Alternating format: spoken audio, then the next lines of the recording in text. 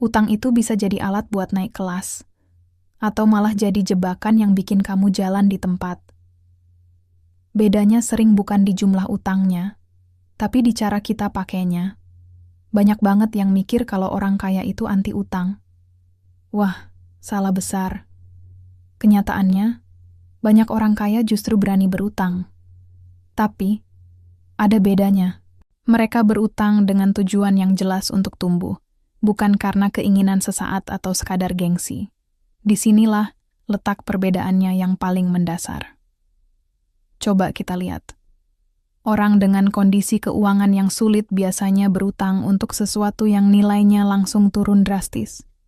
Misalnya, ganti HP baru padahal yang lama masih berfungsi baik, cuman karena ada model terbaru. Atau beli motor baru cuma biar terlihat lebih keren di tongkrongan. Atau yang paling sering, belanja barang-barang branded karena ikut-ikutan teman. Hasilnya, gaji setiap bulan habis cuma buat bayar cicilan utang konsumtif. Hidup jadi terasa berat dan nggak ada kemajuan. Sementara itu, orang yang lebih mapan secara finansial biasanya berutang untuk sesuatu yang punya potensi menghasilkan uang kembali. Mereka melihat utang sebagai investasi. Contohnya, pinjam uang untuk modal buka usaha, sampingan beli laptop baru yang lebih kencang untuk menunjang pekerjaan sebagai desainer grafis. Atau ikut kursus dan sertifikasi mahal yang bisa bikin gaji mereka naik signifikan. Bisa juga untuk beli properti kecil yang kemudian disewakan. Jadi, uang yang mereka pinjam punya peluang untuk kembali, bahkan dengan keuntungan. Ingat kalimat ini baik-baik. Utang yang tidak menghasilkan akan menekan masa depanmu. Sebaliknya, utang yang menghasilkan bisa mendorong masa depanmu.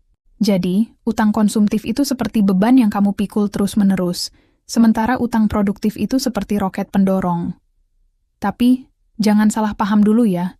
Ini bukan berarti saya menyuruh semua orang untuk buru-buru berutang. Utang itu tetaplah sebuah risiko besar, mau produktif atau tidak. Kalau kamu tidak menghitung dengan cermat, bahkan utang yang tujuannya untuk usaha pun bisa jadi bumerang dan malah jadi beban yang menghancurkan. Kuncinya ada di perhitungan dan manajemen risiko yang matang. Nah, ini bagian super pentingnya. Sebelum kamu memutuskan untuk berutang, coba jawab 3 pertanyaan ini dengan jujur.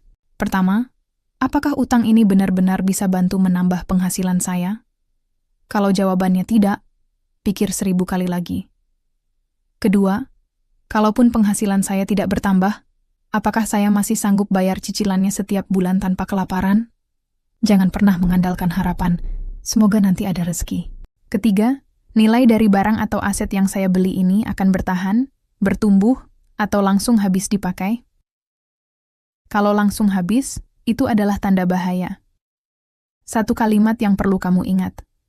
Jangan berutang untuk terlihat kaya.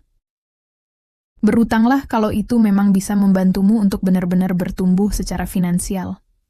Pada akhirnya, utang itu hanyalah alat, netral. Di tangan yang tepat, dia bisa jadi tangga untuk naik ke level finansial yang lebih tinggi. Tapi di tangan yang salah, dia bisa jadi beban berat yang menyeretmu ke bawah. Apakah kamu punya utang?